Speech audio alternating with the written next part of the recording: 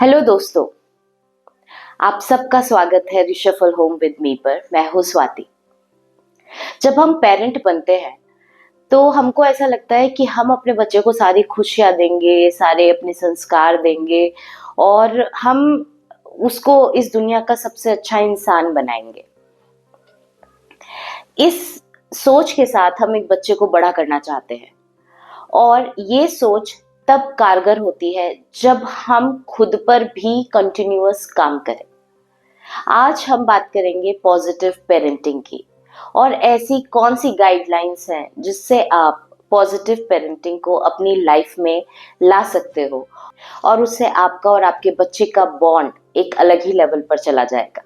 जैसे कि हमारा खाना होता है, हर चीज जरूरी है एक बैलेंस डाइट के लिए, उसी तरीके से पेरेंटिंग में भी सब चीजें बैलेंस करके चलना बहुत जरूरी है, क्योंकि ये आपके बच्चे का आईक्यू लेवल और ईक्यू लेवल दोनों ही बैलेंस करता है। अब आईक्यू लेवल होता है इंटेलिजेंस कोएफिशिएंट, तो वो तो हम सभी लोग चाहते हैं कि हमारे बच्चे एकदम ब्रिलियंट हो, एक्सीलेंट हो हर चीज में। और दूसरा होता है जो वो होता है इमोशनल कोएफिशिएंट, जो कि बहुत ही ज्यादा इंपॉर्टेंट है, आईक्यू से भी ज्यादा इंपॉर्टेंट है। पर आजकल हमारा जो एजुकेशन सिस्टम है इस तरीके का हो गया है कि वो ईक्यू की बात ही नहीं करता, वो सब बच्चों को आईक्यू के हिसाब से ही मेजर करता है। तो मुझे पर्सनली ऐसा लगता है कि ईक्यू भी बहुत जरूरी है, इमोशनल कोशेंट एक बच्चे का बैलेंस होना बहुत जरूरी है और उसमें हेल्प करेंगे आप, अपनी भी और अपने बच्चे की भी। तो चलिए शुरू करते हैं आज का वीडियो और जानते हैं कौन सी है ऐसी पॉजिटिव पेरेंटिंग की गाइडलाइन जिसको अपनाकर आप अपने और अपने बच्चे का बॉन्ड जो है वो बहुत ही अच्छा कर सकते हैं। तो पहला पॉइंट आता है पहले प्यार और फिर सुधार। तो पहले प्यार और फिर सुधार की बात मैं इसलिए कर रही हूँ क्योंकि हम बच्चे से दिन में अगर 10 बार बात करते हैं तो उसमें से हम 10 बार उसको सिर्फ सुधारने की बात करते हैं। ये मत करो, वो मत करो, ऐसे नहीं करते, ऐसे पहनो, नहीं नहीं ऐसे यहाँ मत रखो, यहाँ गंदा हो गया है। तो ये सब जो क्वेश्चन है हम अपने बच्चे के ऊपर थोपते जाते हैं और उसके ऊपर एक ऐसा प्रेशर बनता है जो कि आप देख ही नहीं पाते। तो ये प्रेशर जो है वो उनके सिनेप्सिस को ब्रेक करता जाता है, उनके सिनेप्सिस को कट कर देता है, उनके न्यू सिनेप्स बन ही नहीं पाते ब्रेन में, वो कुछ नया सीख ही नहीं पाते हैं। तो अगर आप बच्चे को सुधारना चाहते हैं और 10 बार, मान लीजिए आप फॉर एग्जांपल 10 बार बच्चे से बात करते हैं या उसको टोकते हैं, तो उसमें से 10 बार 8 बार आप सिर्फ उससे प्यार से बात करिए और 2 बार उसको सुधारने की बात करिए। आप देखिएगा ये फॉर्मूला इतना मैजिकल है कि बच्चों के टैंट्रम्स आप भूल ही जाओगे। आपको पता ही नहीं चलेगा कि बच्चों के टैंट्रम्स कहाँ गायब हो गए। उनके टैंट्रम्स इस वजह से मेनली होते हैं क्योंकि हम हर समय उनको सुधारना चाहते हैं। तो आप सुधारिए, सुधारने में कोई खराबी नहीं है, लेकिन प्यार से। तो पहले प्यार फिर सुधार। तो दूसरा पॉइंट है कि बच्चों को समझाओ, उनको डराओ मत। हम जब छोटे थे तो हमको बहुत सारी चीजों से डराया जाता था। सो जाओ नहीं तो भालू आ जाएगा, सो जाओ नहीं तो बाबा जी ले जाएंगे, ये करोगी तो ठीक है फिर वो बंदर आएगा, बंदर ले जाएगा। तो इस तरीके की चीजें हमारे अंदर डाली गई और मुझे ऐसा लगता है कि ये ठीक बात नहीं है, क्योंकि डराने में आप बच्चे को एक उसका एक ऐसा कॉर्नर आप डेवलप कर रहे हो कि उस डराने की वजह से उस बच्चे का बहुत फायदा उठाया जा सकता है आगे। तो बच्चों को डराना नहीं है, बच्चों को समझाना है। फॉर एग्जाम्पल, अगर बच्चे ने कुछ गलती की है या फिर आपको लगता है कि इसमें इसको इस तरीके से नहीं करना चाहिए था, या पढ़ाई में भी, तो आप उसको डांटने लगते हो। तो जब आप डांटते हो तो बच्चा जिद करता है, एंग्री होता है, गुस्सा आता है उसको, ड्रम शुरू हो जाते हैं, उसका इम्पल्सिव बिहेवियर होता है। डॉक्टर डेनियल सिगल, वो न्यूरो साइंटिस्ट हैं और उन्होंने एक रिसर्च की कि जब आप किसी बच्चे को टोकते हो या डराते हो या गुस्से में बात करते हो तो उनका जो अपर ब्रेन है, जो कि लॉजिकल थिंकिंग का है, रीजनिंग का है, वो ऑटोमेटिकली शट हो जाता है। क्यों हो जाता है? क्योंकि एक हार्मोन है एड्रेनलिन, जो कि फाइट और फ्लाइट के लिए काम आता है बॉडी में। वो एक सिचुएशन क्रिएट करता है आपके ब्रेन में कि नहीं भागो, ये बहुत डेंजरस है। तो उस टाइम पे आप लॉजिकल थिंकिंग नहीं कर सकते हो।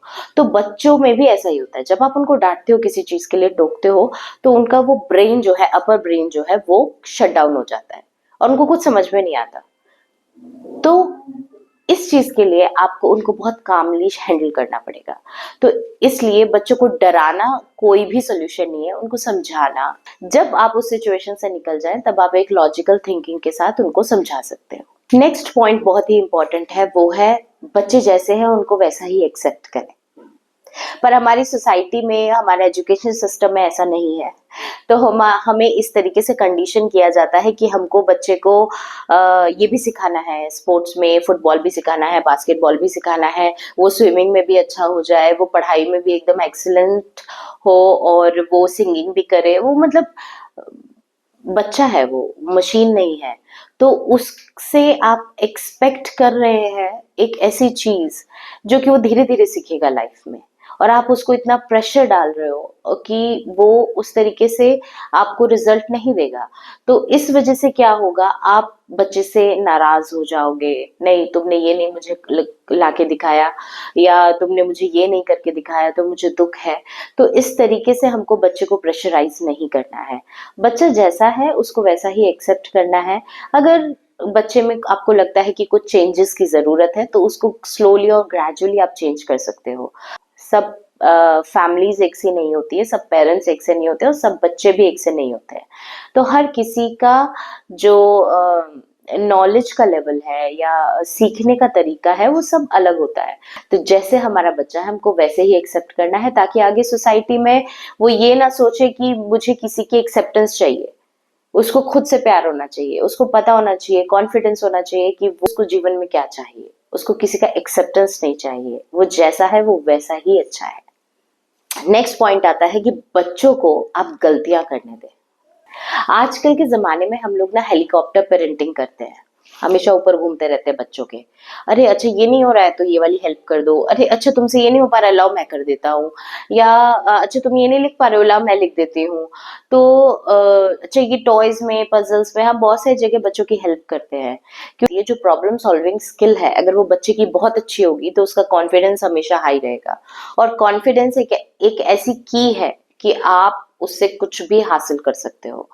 तो वो बहुत जरूरी है बच्चों में। तो उनकी हेल्प तो कीजिए पर उनको उनकी प्रॉब्लम खुद सॉल्व करने दीजिए, क्योंकि आगे जीवन में ऐसी सिचुएशंस आएंगी जिसमें कि उनको खुद हैंडल करना है वो प्रेशर। अगर आप उनकी बचपन से ही हेल्प करोगे तो वो प्रेशर वो हैंडल नहीं कर पाएंगे, और अगर वो प्रेशर हैंडल नहीं कर पाएंगे तो आगे चल के उनको बहुत सारी प्रॉब्लम्स होगी, डिप्रेशन होगा, एंजाइटी होगी। तो उन सब से अपने बच्चे को बचाने के लिए उनको बचपन में ही बहुत सारी गलतियां करने दीजिए, वो अपने आप सीख जाएंगे। नेक्स्ट पॉइंट बहुत इंपॉर्टेंट है, वो है कि बच्चों को उनकी उम्र के हिसाब से आजादी दे। जैसे 3 साल का बच्चा है वो अपने आप से खा सकता है, मेरी बेटी अभी तक भी नहीं खाती क्योंकि मैंने वो फ्रीडम उसको नहीं दी। मुझे लगता था कि सब मैसी हो जाएगा, वो सब गिरा के खाएगी, तो इस वजह से मैंने उसको वो फ्रीडम नहीं दी और मैं खुद से खाना खिलाती थी। तो मुझे काफी टाइम लगा वो सेल्फ फीडिंग करना शुरू करे। तो अब वो खुद से खाती है। अगर आप बच्चे को आजादी दे रहे हो तो उस आजादी के साथ कुछ रिस्पॉन्सिबिलिटीज भी आती हैं जिसको निभाना उसकी भी जिम्मेदारी है, और आपको भी उसको थोड़ी थोड़ा ग्रेजुअली सिखाना पड़ेगा। इसका फायदा क्या होता है, इसका फायदा ये है कि जब बच्चे को आजादी मिलती है और वो एक रिस्पॉन्सिबिलिटी के साथ अपना काम करता है तो वो सेल्फ एक्सप्रेस करना सीखता है। वो उसके अंदर एक सेल्फ कॉन्फिडेंस आता है अपनी चीजों को करने का, और वो दूसरे पे डिपेंडेंट नहीं रहता। तो इस तरीके से हमको स्लोली और ग्रेजुअली बच्चों में कुछ चीजें इनकलकेट करनी है जो कि उनको आगे चल के हेल्प करेंगी। नेक्स्ट पॉइंट आता है कि आप बच्चे को सिखाना चाहते हो, जो भी सिखाना चाहते हो वो पहले आपको खुद पर अप्लाई करना पड़ेगा। न्यूरो साइंस कहता है कि जब बच्चा पैदा होता है तो पैदा होने से ही वो सर्वाइवल के लिए स्ट्रगल करता है, और वो ये देखता है कि मेरे पेरेंट्स या मेरे सिबलिंग्स किस तरीके से सरवाइव कर रहे हैं इस वर्ल्ड में, और वो हर चीज आपकी कॉपी करना शुरू करता है। तो अगर आप फोन यूज करते हो तो वो भी फोन यूज करेगा, आप बुक्स रीड करते हो वो भी बुक्स रीड करेगा, आप जंक फूड खाते हो वो भी जंक फूड खाएगा, आप हेल्दी बैलेंस न्यूट्रिशियस डाइट खाते हो तो वो भी न्यूट्रिशियस डाइट ही खाएगा। तो बच्चे को सिर्फ बोलो मत, उसको करके दिखाओ और वो ऑटोमेटिकली आपको कॉपी करके अच्छी चीजें सीख जाएंगे। नेक्स्ट पॉइंट है be honest with your child. और वो ऑनेस्ट सिर्फ बातों में नहीं, इमोशंस में भी है। कई बार हम बच्चे को किसी चीज के लिए डांट देते हैं तो हमारे अंदर गिल्ट होता है, लेकिन हमारा ईगो सामने आ जाता है कि मैं बड़ा हूं, मैं उससे माफी नहीं मांगूंगा। लेकिन ये बात गलत है। अगर आप ही माफी नहीं मांगेंगे तो उसके अंदर ये भावना कभी आएगी ही नहीं कि अगर उसने कभी किसी से रूडली बात की या गुस्से में बात की, उसको सामने वाले से माफी मांगनी चाहिए अगर उसको गलती महसूस होती है तो। मैं, मेरे हस्बैंड, हम दोनों अपने बच्चों से माफी मांगते हैं जब हमें लगता है कि हमने उनके ऊपर शाउट किया है, हमने उनके ऊपर गुस्सा किया है, जो कि थोड़ी देर के लिए हमको इम्पल्सिव बनाता है, बट हम लोग सीख रहे हैं साथ साथ में अपने बच्चों के साथ। तो अपने बच्चों के साथ ऑनेस्ट रहिए। अगर आपको लगता है कि आप खुश हैं तो बताइए आप खुश हैं। आपको अगर दुखी महसूस हो रहा है तो आप उनके साथ शेयर करिए कि आज मैं सैड हूँ, आज मुझे अच्छा महसूस नहीं हो रहा है, आज ये हुआ। अगर आप धीरे धीरे उनसे अपनी भावनाएं शेयर करना शुरू करेंगे तो वो ही इक्वल लेवल आप वहां से एक्सपेक्ट करेंगे। कई पेरेंट्स बोलते हैं कि मेरा बच्चा मुझसे कुछ शेयर नहीं करता। वो इसलिए शेयर नहीं करता क्योंकि आप उससे कुछ शेयर नहीं करते।